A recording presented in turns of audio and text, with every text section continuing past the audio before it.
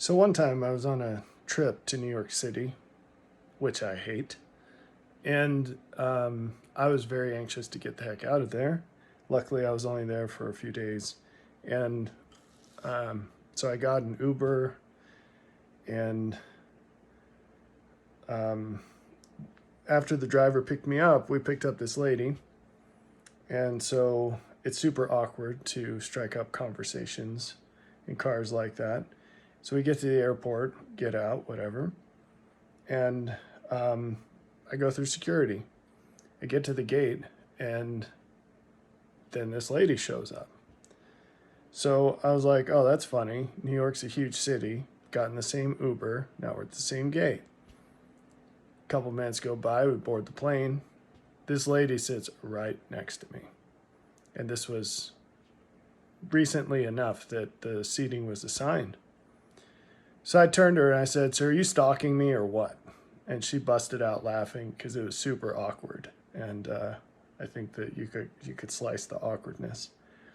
But it turns out she was a pretty friendly person, and um, we struck up a conversation. Found out that she was from Algeria originally. She was working at the UN as a translator, and I thought that was super interesting.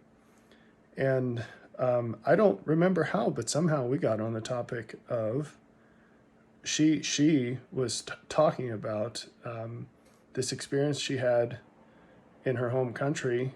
She was a younger girl, and her older sister had gone out. And I don't remember the circumstances, but it was like to have fun one night. And she just became overwhelmed with this very strong premonition that something terrible was going to happen to her sister. And she said she saw a vision. And in the vision, her older sister was getting attacked by these men. And a voice told her, "This is what's going to happen, and you have to pray." And she said, "Well, I don't understand." She was raised Muslim and had very little exposure to the sorts of things that I think some kinds of Christians would be very familiar with, at least the ideas. And she was told how to do this. And she said she did. She prayed and prayed.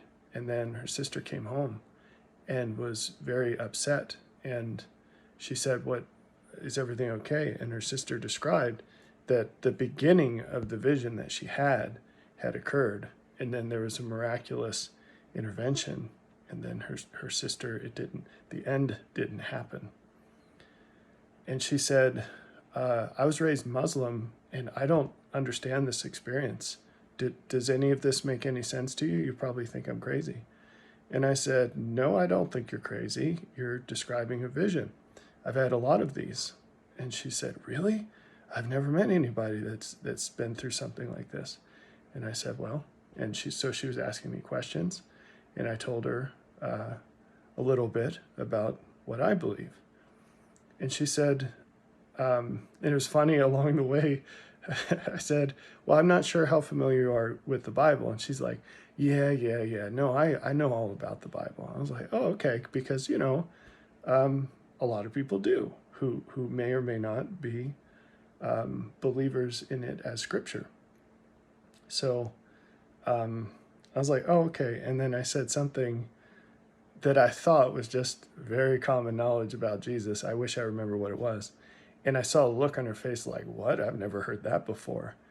And I realized that probably for the first time in my life, I was having a religious discussion with someone who had absolutely no previous background in anything that the New Testament says, like anything, even just the slightest cultural awareness. And I was like, "Whoa, okay." So anyway, in the conversation, she after we had chatted a while, she said, "I'd really like to learn more about what it is you believe. I wish there was a way that I could learn more about that." And I said, "Well, it's funny you say that." And I stood up and I pulled out a copy of a book I wrote called "Seek Ye This Jesus." I said, "This is what I believe." And she's like, "Oh, who wrote this?" I said, "I did."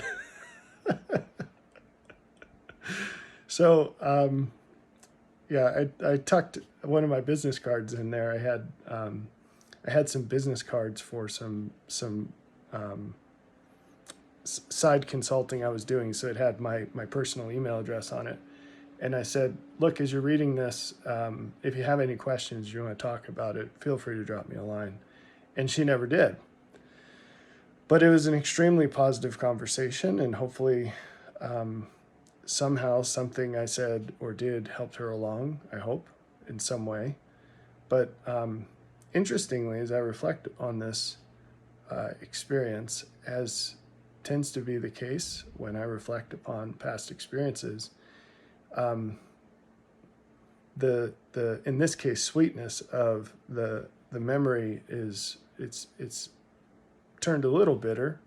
It's bittersweet because I can enumerate many things that I would have done differently today, and that's okay. It's really important to recognize that if we're growing, we will always be able to look at the past and say, yep, I'd definitely do that differently today. But at the time, I was absolutely doing the best that I knew. Or if it's not the case that we were doing the best that we knew, to admit that too. Because if we don't recognize ways that we could have been better in the past, we chain ourselves to being less than the best we could be in the future. And that's something that I think not many people realize. They want to give their past selves a break and make all kinds of excuses. And in doing that, you can't do that without essentially guaranteeing that you're going to underperform in the future. So you really have to be, you have to tenaciously and ruthlessly judge your past self. That's the one person that you should judge, no holds barred, holding nothing back, because it's the one person where you do know the full story. So it's quite important. Anyway, in looking back on that, I asked myself, what things would I have done differently? And but to get to that, I want to start by saying, you might hear that story and say like, well, that's pretty neat how God oriented you into this path so that, having kind of a weird resource. I mean, who writes a book about Jesus that contains stuff that probably no one's ever written? Who does that, right? But having it, being oriented to that, it's quite a precise path. And that's the thing, is God will use you. He will. If you give him things to use, he will use them. So, and you'll be shocked at how well your key fits in the keyhole. We are all keys, carefully cut. And some keys fit in a whole lot of keyholes. That if you look at the old skeleton keys, there are ways that you can cut them to fit multiple locks. But some keys are specific for one thing. Now imagine you get to the end of the road here and you're seeing this replay of your life. Not that that's the way it goes, but let's just go with that convention. And God says, hey, here's how I cut your key. And that was the lock. And you totally missed it. And here are all the things that would have come through opening that door. And I gave you everything to make it happen. And you blew it. So that's not going to feel very good. Now, it turns out we have a lot of keys and there are a lot of doors. But that does happen, I promise you. So looking at this, you might say, okay, but I'm not going to write a book. Or you might say, oh, I'd really like to write a book. And in both cases, I'd probably say, well, in the case of you're not going to write a book, well, let's start with the case that you're going to. There's nothing magical about writing a book. That's not the actual problem or solution. So just because you can do something doesn't mean you should do that. If Jurassic Park teaches us anything, right? So stop and think about why you're doing what you're doing. And then ask yourself, is there a better way? There are certain problems for which a book is the best solution. But in this case, I am quite confident, and I think have the experience to have an opinion worth hearing on this, that the good that can be done by a book, in most cases, it's already been done. In talking about the gospel, talking about trying to help people. What do I mean by that? There is so much valuable information in books already. And the first question to ask yourself is, what difference is it going to make if you write one? Because odds are the same information is already available in a book written by a better author with better publishing support, better editors, more notoriety, whatever. So is there actually going to be an increment of improvement there? Is it going to accomplish anything that's not already done? And the factors I mentioned, that's one set of factors in terms of information and delivery. The other set of factors has to do with the audience. So you look around and you say, well, this set of people needs X, Y, Z. I'm going to write a book. If the answers to the questions are already in a book somewhere, why are they going to read what you wrote when they won't read it from someone else? There are only very few people who will read books with the kind of effort and application that is required to get weighty truths out of books, especially from a no-name author. Ask me how I know. So that's probably not a good idea. All the more if all you're doing is rehashing what someone else said in a book. What's the unique contribution? So in that case, it's better to think of what you could do to share the things that are already in a book that isn't being done already. Now that might come in some new form, like you're going to do some interpretive dance of chapter 7 of this one book. But in all likelihood, it's more about your personal contact with a person and that actual, your pre-existent relationship with them, or even if it's a new contact, just being there as a person.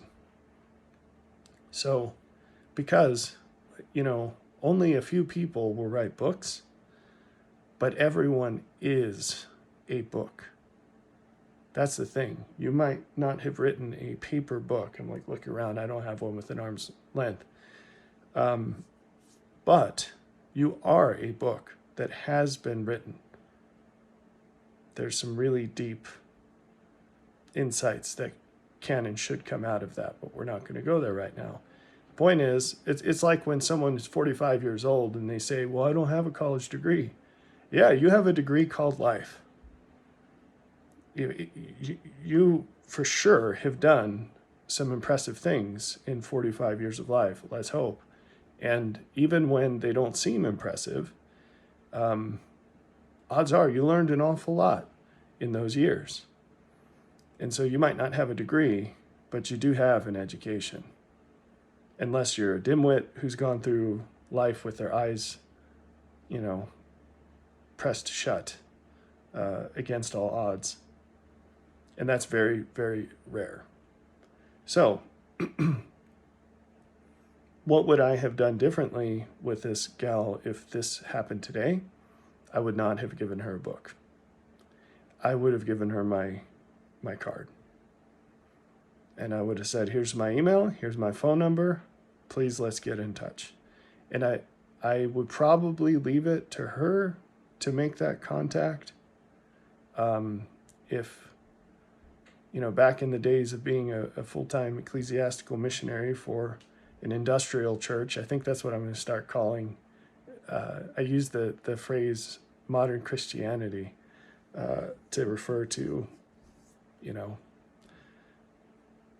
the church complex today, but I think I'm just going to start saying industrial churches.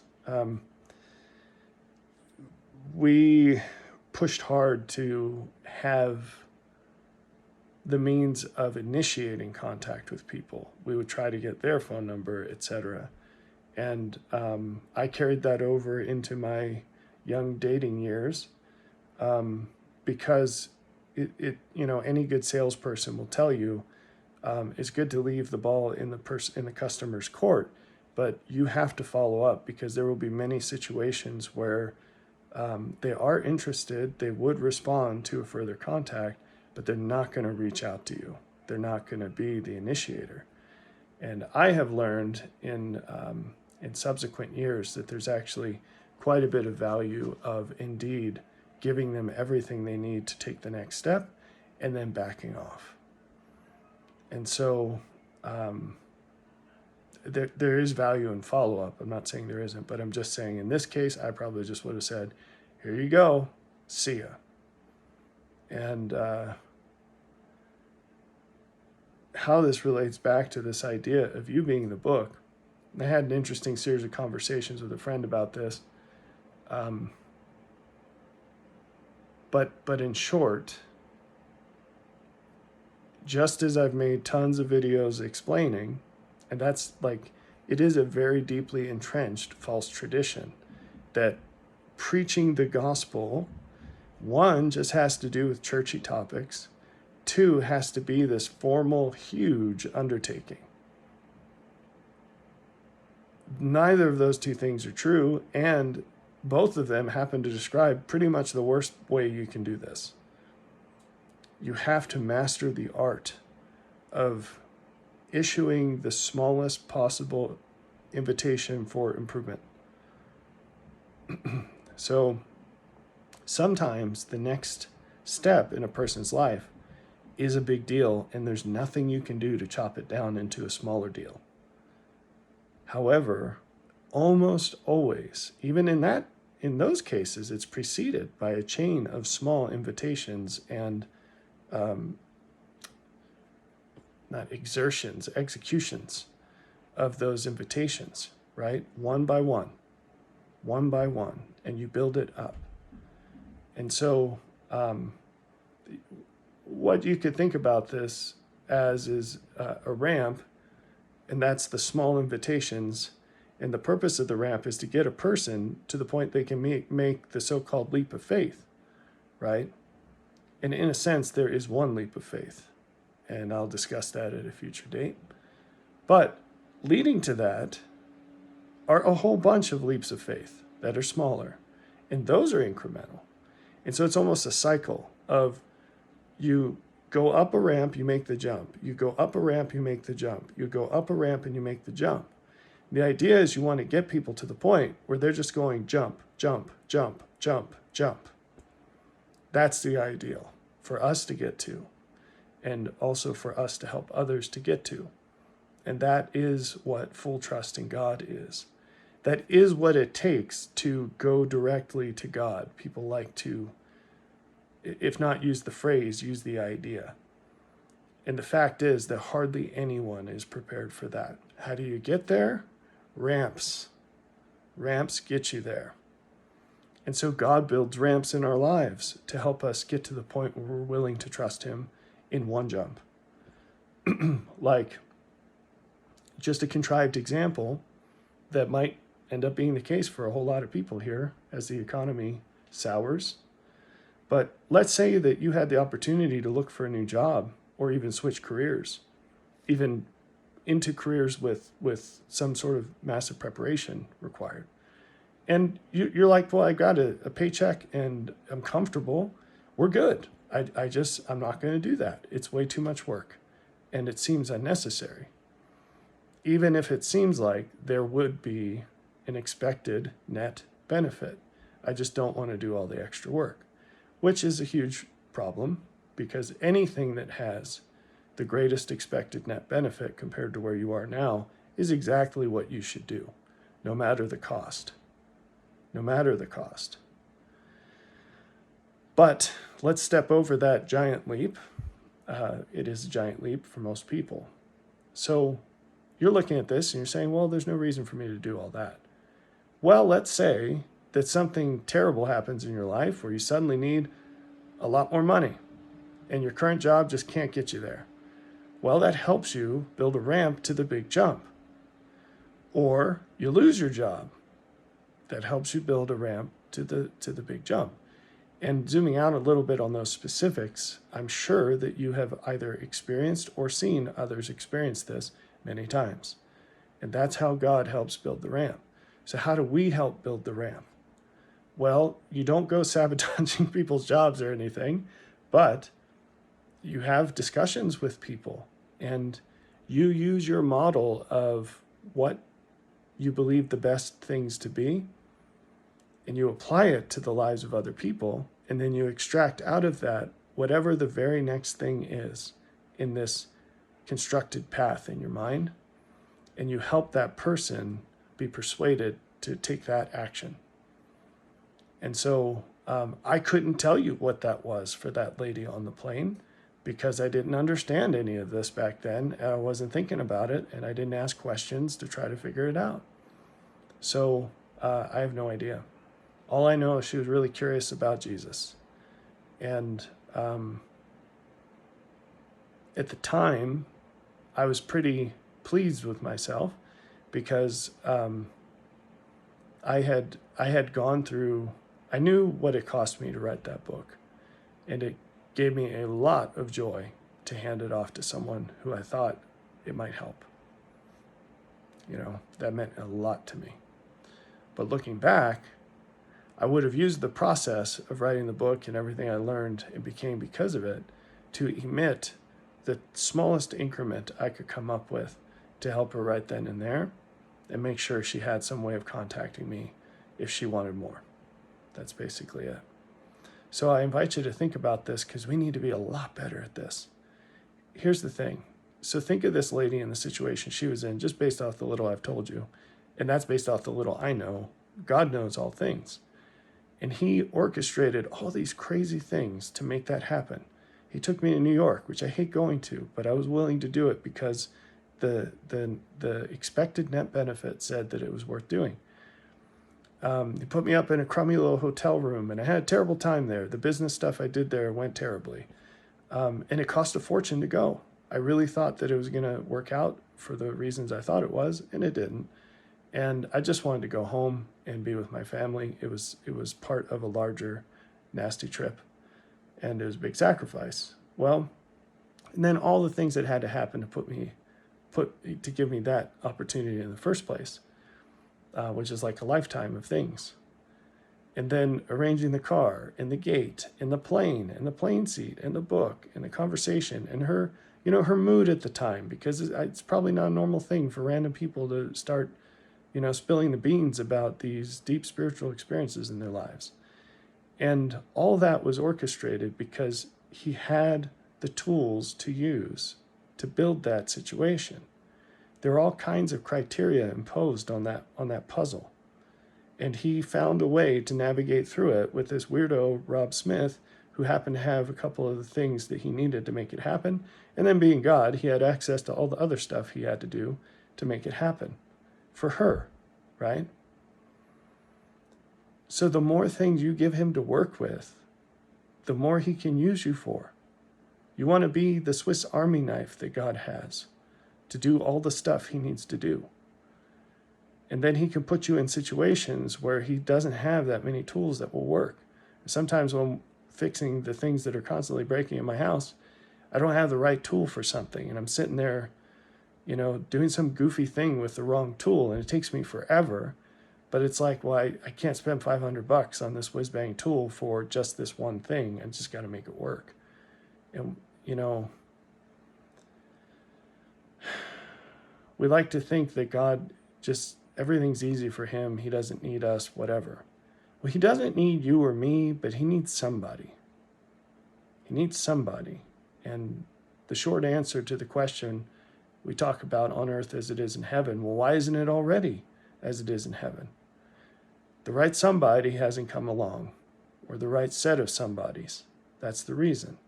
does all things through faith, and our limitations can make it take longer for his will to finally be fulfilled on earth. It is inevitable, but that doesn't mean that it can't happen faster or in a way that causes less suffering. So the end goal is the maximal joy, but the path there can be better. And that's where we come in, or we can come in. We have the tremendous privilege of being used by God. That's like a funny thing to say, because if you were to say it about anyone else, it'd be a terrible thing. Like, you have the privilege of being used by, Tom Clancy or whatever, I don't know. But in God's case, if he uses you, you're doing better things than you would have been doing otherwise, and getting a lot more out of it. So we need to be better at this, because the people who will benefit from being handed a copy of the scriptures, they already have their copy. They're already using that. That's not the puzzle that remains. The puzzle that remains is processing that information into a representation that makes its value more apparent than what they've already seen. And in most cases, that representation is you. And they will see it by the things you do and say. And so it's really important to understand that these are things that you need to extract out the higher level understanding of all of these ideas and apply it everywhere in your life, and be the agent of the Lord to do what he would do in the places you're in, and to say what he would say. And it doesn't need to be, it won't always be healing the sick and raising the dead. It won't always be standing up on a wall and saying this really powerful sermon as people are shooting arrows at you.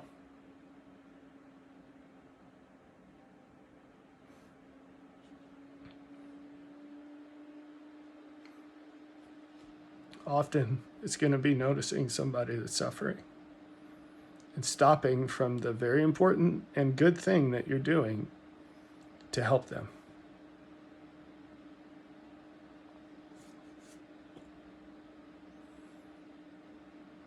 Often it's going to be seeing that somebody's marching into a situation whose actual cost they do not understand, and trying to prevent, helping to convey to them the lessons they would learn through suffering if they continue, so that they don't have to go down that road. Trading your experience for their benefit. Often it's going to be seeing options that are better than what they see and helping them to see it, or benefits of certain options that they don't see and helping them to see it. And the thing is you might, in many of these situations, you might say, but what does this have to do with God? Everything. Because light cleaves to light. He's not trapped in a church somewhere. If he's in and through all things, then our religion has to have a place for him in and through all things. And if that's the case, why is the goal to shuffle people into church, a building? Why is the goal to shuffle people into a church and to try to get them to believe that saying the sinner's prayer is the beginning and the end of all things? God is so much more than that. If you don't know how he makes every aspect of life better, you don't know him yet at all, not even close. And so we have to use that and respect that and live in it instead of against it. So find the ways in normal life that we can help people attach into this path towards all things higher. And most of the time on those first steps, there are exceptions where it's exactly what's needed. But often, those conversations and actions will not mention anything that could be construed as religious. The entry point, the base of a mountain looks flat. So when you're just coming to the foot of a mountain, it looks flat. Unless it's a cliff. And if it's a cliff, you need stuff to climb a cliff. But if you're just constantly throwing stuff to climb a cliff at people who think they're on flat ground, they're not going to see that as valuable. And surprisingly, if they are crazy enough to start throwing ropes over their shoulder and putting harnesses on and whatever, they're not going to understand that they're not actually on the cliff yet. And they're going to think that just walking around in a harness with a rope on your shoulder makes you a mountaineer. So I hope you get the connections here. Because industrial Christians, they have no idea what God is like. They have no idea what it's like to walk on his path. They might be carrying the stuff, but they don't even know how to use it. And they don't use it. Or they use it for things it's not intended for. And not surprisingly, that puts people off. Because if you have any kind of sense and you see some idiot standing on flat ground pretending he's climbing a mountain, you're going to think he's crazy. And you'll probably be right. Or maybe you'll think he's blind, and you'll probably be right. So I hope this all makes sense. We need to get the people on the flats to take the next steps. And maybe you're on the flats.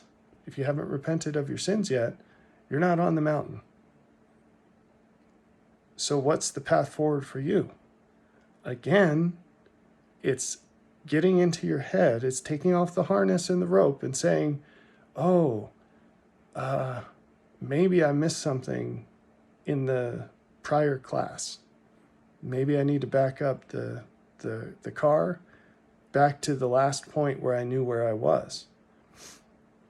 Maybe you need to decompose the gospel as a whole down to what you do first thing in the morning, what you do when someone treats you like garbage, what you do with your kids after dinner, how you treat your husband or your wife when no one's looking or when they really get on your nerves. Maybe it's about those little things. Because Jesus was very plain that this is all incremental. It's all successive. It's all progressive. It's step by step, rung by rung. And if you got off course earlier in the path, it doesn't matter what you do right now. You're off course. You have to backtrack and get back on the highway. So hopefully this gives you some things to think about and work on.